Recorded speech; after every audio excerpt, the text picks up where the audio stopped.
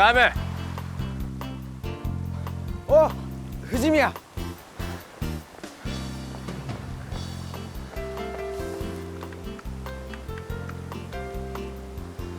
なんだ、手伝ってもらいたいことがあるって。そう、今卒論の準備の真っ最中で、ぜひとも君に手伝ってもらいたいことがあるんだ。あ、でもちょっと待って、このメール今すぐ送んなきゃいけないんだ。卒論全部書いてくれっていうのはなしだぞ。え、そう、君のハンバーガーもあるんだ。センキュー。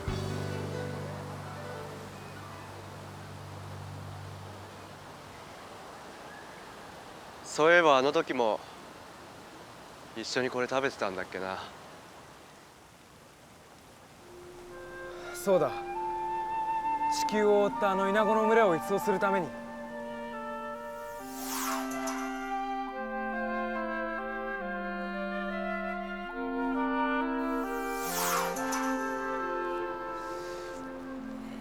苦しかったな、あの時は。でもあの苦しさと引き換えに今この平和がある。僕はそれが一番嬉しい。あの戦いを乗り越えたことで人間は新しい時代を迎えた。僕たちはこの地球にたくさんの生き物と住んでいることを改めて知った。みんなと心を通わせればもっともっと素晴らしい未来を開いていけるんだ。けれども人間はこれからも過ちを犯していくだろうな。せっかく掴み取った幸せもどこかに忘れて置き去りにしてしまうことがあるだろうな。悲しいけどそうだろうね。だから僕たちが、いや僕たちだけじゃない、みんながくぐり抜けてきたあの戦いをこれからも語り継いでいかなければいけないんだ。僕は卒論にそんなことも込めてみたい。自分たちの犯した過ちを自分たちの痛みとして受け止めなければ人類の進歩はない。だよな。俺たちがこれからの地球や人類にとってできることは、これまで以上に手を取り合っていくことさ。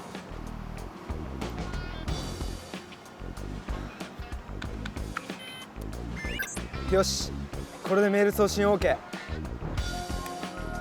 お待たせ。じゃあ行くか。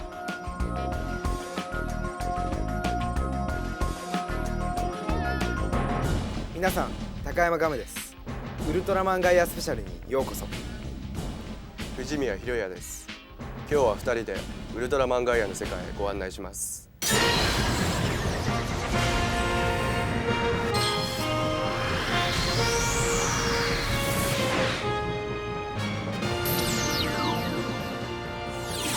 ウルトラマンガイアスペシャル。それでは最初にウルトラマンガイアへの出演のきっかけについてお話を伺ってみよう。僕のウルトラマンガイアへ出演のきっかけはオーディションを受けまして、事務所からちょっとウルトラマンきっと通らないだろうけど勉強してこいと、言われて、何も考えずにその場に、そのまま、現場に行きまして、走らされたり回らされたりいろいろ結構厳しいオーディションを、受けまして、それで数日後電話がかかってきまして、頭のサイズを教えてくれという電話がありまして、初め何のことか全然分かんなかったんですけど、結局後々にはヘルメットをかぶるために頭のサイズを測ったんですよ。それで初めはただの隊員役だと思ってたんですけど、まさかまさか僕がウルトラマンになるとは、全く想像もしてませんでした。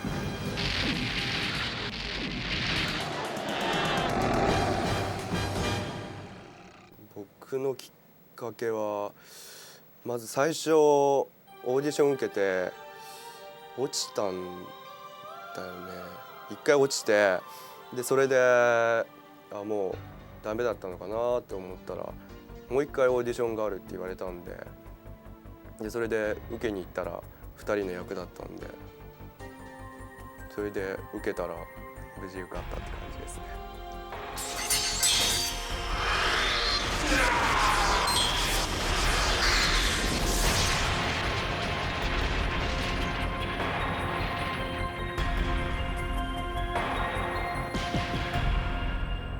そうだね、みんな、ね、記者発表の時にもうインしてたじゃん。だからね、後から行っていやちょっと入りにくいなこの空気と思ってなんか一人ぼっちのような孤独感があったような気がしますね。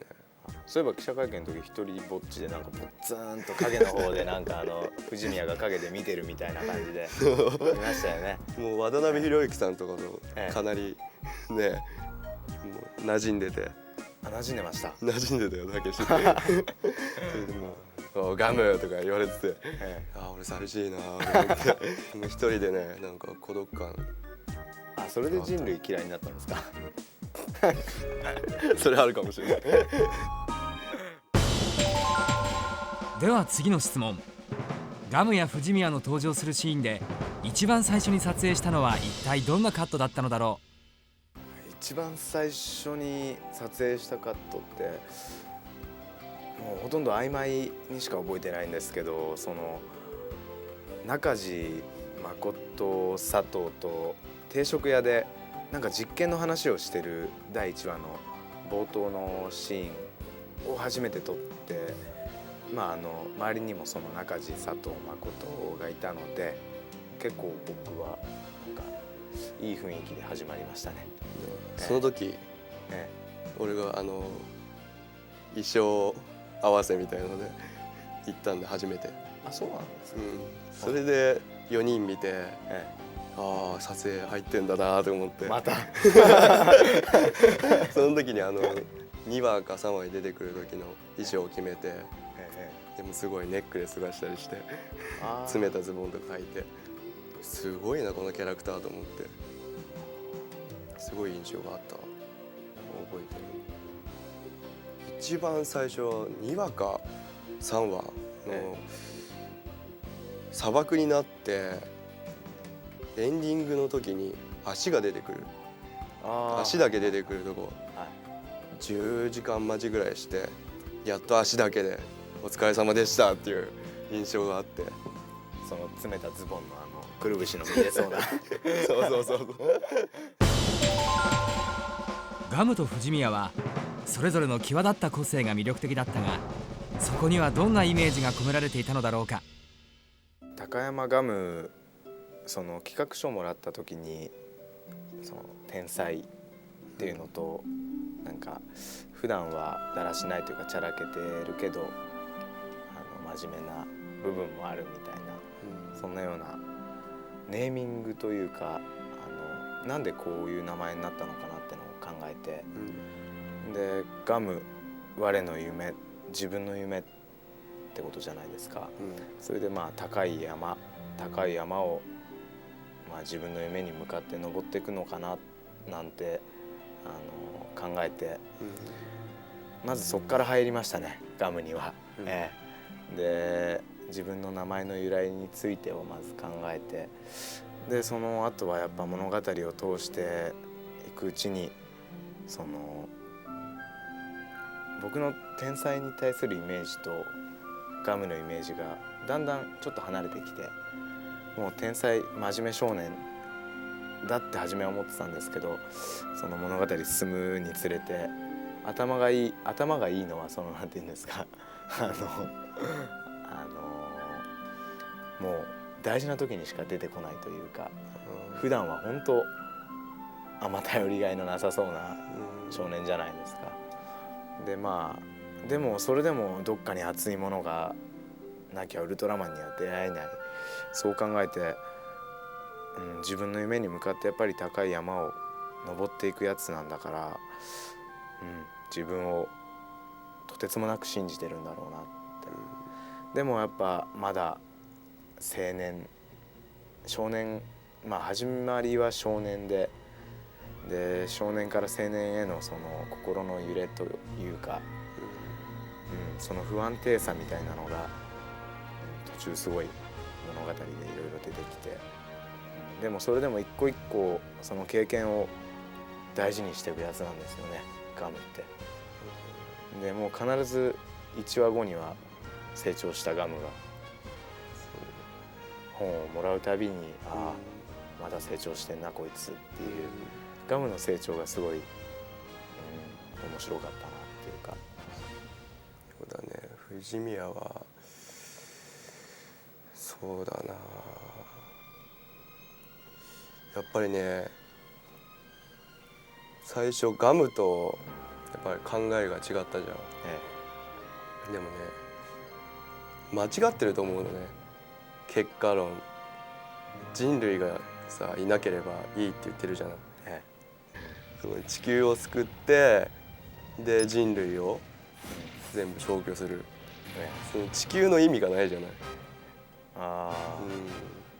なんかね、人間が生きてる意味って聞かれたらやっぱり深いからね、それは分かんないけど、でもやっぱりね、人間がいなくなったらね、意味がないっていうか、逆に。でもまあだからその地球の中にいる僕たちをまた別に見て、その例えばアルテの虎がいたり、猫がいたり、ネズミがいたり、怪獣がいたり、人類がいたり、でそこに地球も入ってるのがガム。こういう自分勝手な人間ばっかりだから、で結果的に人類はいらないんだって言ってるからね、やっぱりそういうこと言ってる中でやっぱりいい人は確実にいるじゃない、その中で、それに無意識のうちに気づいてた自分がいたから、まあ愛ちゃんとかを助けたりとか、そういうことをしたんじゃないかなとは俺は思うけどね。2人の青春と成長の日々が描かれた物語の中でも特に印象的だったのはどんなシーンなのだろう。僕の場合は初めて光をつかむシーン、第1話ですね。ウルトラマン、僕を試しているのか。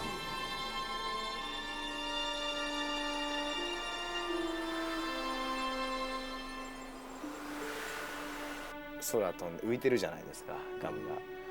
あの釣りが何時間かずっとやってて、朝6時までかかって、そのあと何時間後に記者会見行ったんですよ。村石さんすごい褒めてたもんね。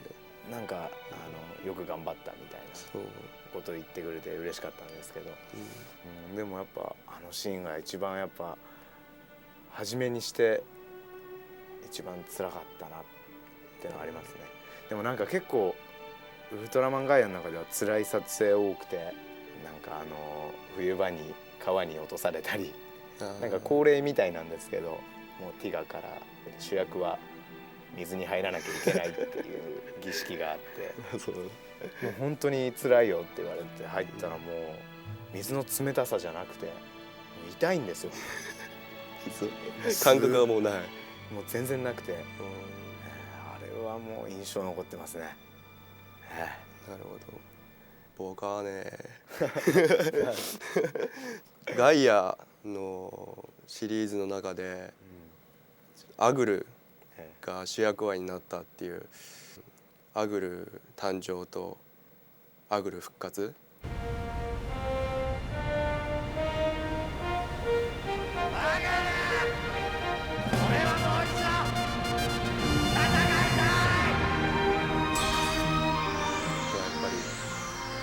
思い出深いっていうか一番苦労したっていうのもあるし、やっぱ役作りにねすごい困ったっていうね。4年前の藤宮ってどういう風なんだろうと。ガムが耳出してるやつです。そうなんかジャケット着てそれがやっぱりすっごい悩んだね。そうだね、昔はひねくれてないとしてもね、どういう性格してたんだろうとか、やっぱそういうのがすごい悩んで。試しに削除してみたんだ。何をだい？試しに人類消しちゃいますからね。おかしいよね、藤宮ね。そういうのすごいやつだと思うけどね。でもやっぱ辛いっていうか、僕よく覚えてるのはその光渡すシーンあったじゃないですか、藤宮が。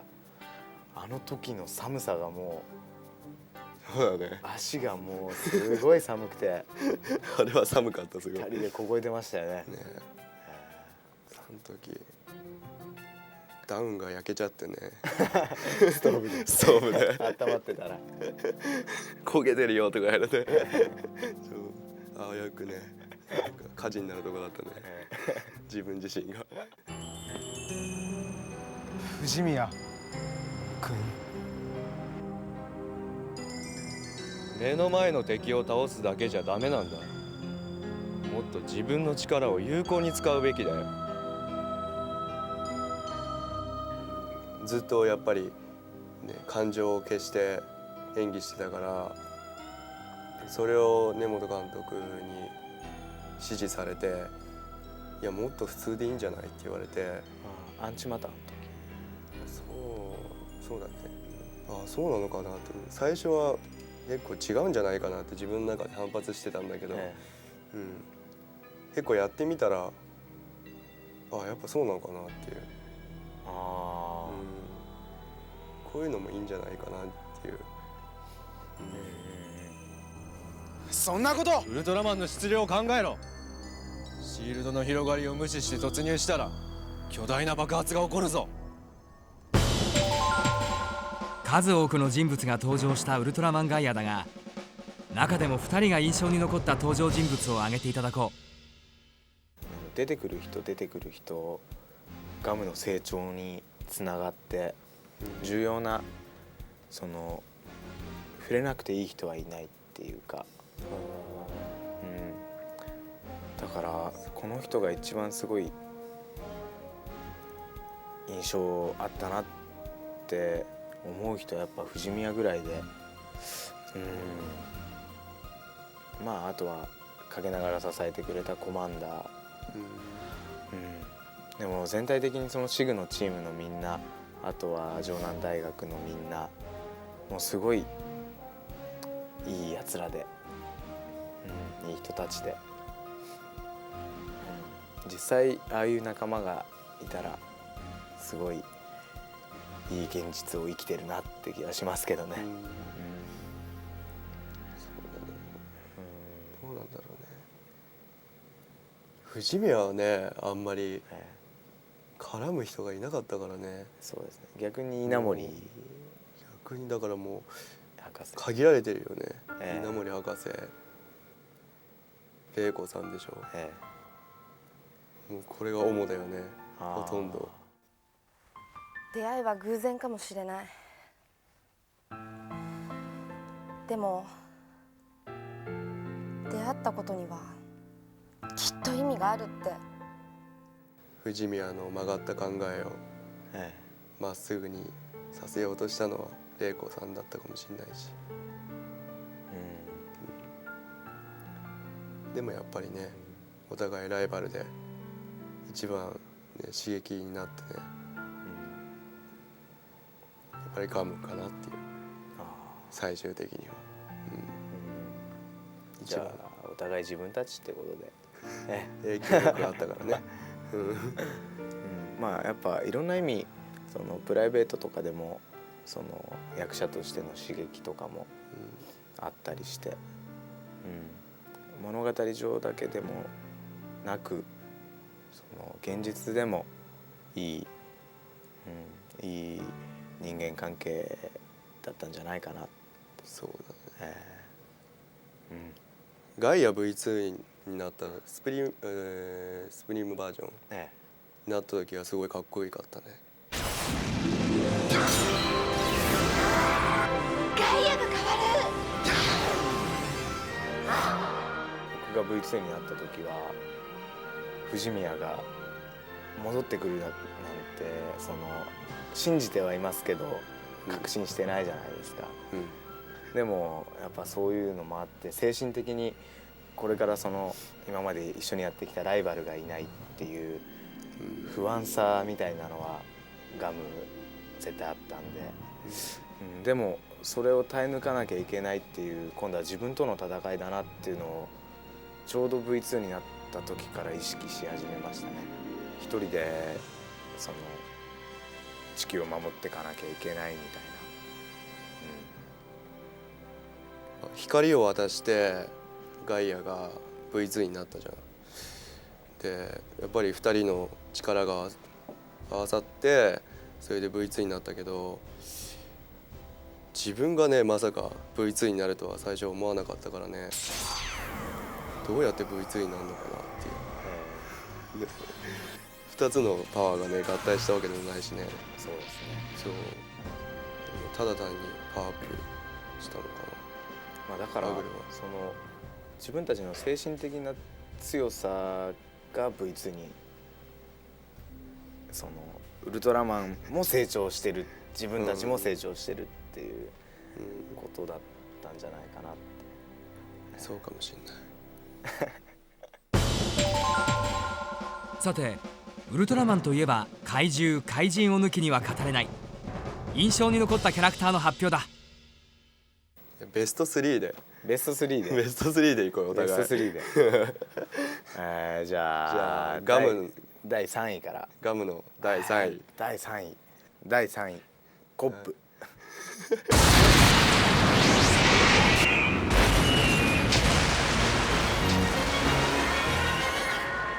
彼がいなきゃ物語は始まってなかったですね。でやっぱり初め記者会見とかもやっぱコップが出てきて、なんか最近のウルトラマンの怪獣を間近で見たのもコップが初めてですし、今までにないような怪獣だなみたいな、僕が見た中で、だからやっぱあれにはインパクトというかインパクトがあった。じゃあ俺の3位、3位はブリッツブロッツ。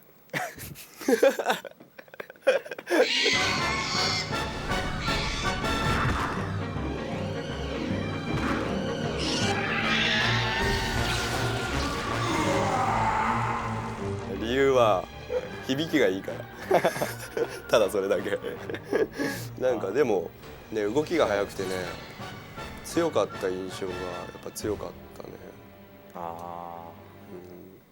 そうですね。じゃあ僕の第2位は第2位、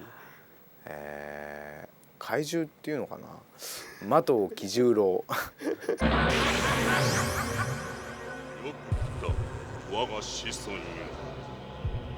さあその力を私に託すのだ。彼はすごい、僕もう本当にインパクト。誰それ誰それ。なんで知らないんですか。マトウキジュウロウですよ。何マトウキジュウロウって。少年の将来を悪い方向に進ませようとしてた怪人みたいなやつなんですけど。知らないですか。いやもうやっぱりあの人もすっごいインパクトあって、その一回僕黒ガムってやったじゃないですか。で映画の時はそのちょっとダークなイメージでやったんですけど、テレビの方ではその分かりやすさをちょっとテーマにしてたんで、現場でもそんな感じで言ってっていうのがあったんで、そのなんていうんですかね、分かりやすく悪者っぽく演じたらマトウキジュウロウみたいになっちゃったんですよ。だからもうすごいその黒ガムとマトウキジュウロウがかぶったりするんですよね。俺の2位ね。近藤。早くに奥さんを病気で亡くした近藤にとってしえちゃんはかけがえのない存在だった。それ人間の時の名前ですね。とにかくね近藤うるさかったあの時は。俺出てなかった話だよね。あれ何回近藤って言ったか分からなかったでしたね。確かに数えてたんですよね、みんなで。土けらです。土けら。土けら土けら。でうちのおばあちゃんがね、はい、ビデオね見ててね、戦争のさ戦時中の話だったじゃん。えでなんかおばあちゃんがね見入ってたのがねすごい印象になってね。あ結構俺も感動したあれは。じゃあそれじゃあ第1位。僕の第1位は、はアネモス。アネモスとクラブガン。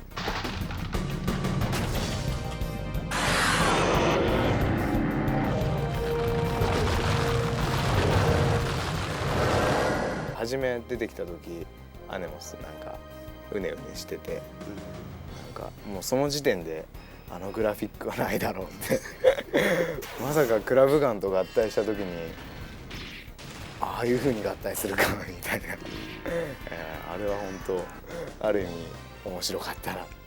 張ってるって言ったら、まあ、ディーンズだね。ディーンズマザーディーンズ。マザーディーンズ。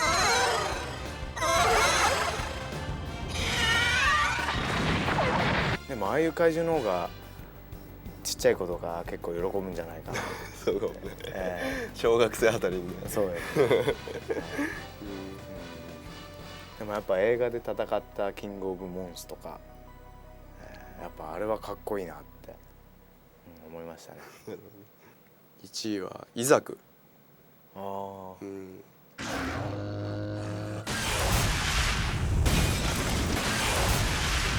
銀色の目のイザク。いや分かんない。アルテスタイガー。あれはやっぱりね印象に残ってるね。たけしがねイザクを倒して、落ち込んでる時にね。ああ不当で。そうそうそう。まあ戦うのが辛かったら光を捨てればいいって言ってね。まあテーマ的にも良かったかなっていう。絶滅はね、今結構問題になってるしね。そうですね。そしてついに迎える最終回。最後に最終回を迎えての心境をガムに語っていただいた。3部作。いよいよラストってことね。そのもう終わっちゃうんだっていうか、初めの頃やっぱ全部で50何話かって思ってて、すっごい長いなって思ってたんですよ。でもやっぱりあっという間に過ぎちゃって、あと3話って感じで、なんか卒業式の前の日みたいなそわそわした感じもありの、なんか変な意識というか、やっぱりもうガイアって叫ぶのがなんかあと何回ってラスト10話ぐらいから数え始めてたんですよ。でもうあとちょっとしかないって思って、すごいでも嫌でしたね。もうほんと最後3部作は今まで触れ合った人間のパワーを全部集結させた話だったかな。みんなが光を集めてくれて、最後だもんねあれはね。でまたこうやって来たぞでしたっけ、その手挙げて待って、それでその光が入るとこってスタジオで撮ったじゃないですか。手挙げるとこまではそのロケで、でもスタジオ入ってやっぱ最後のガイアには気合い入れましたね、今まで以上に。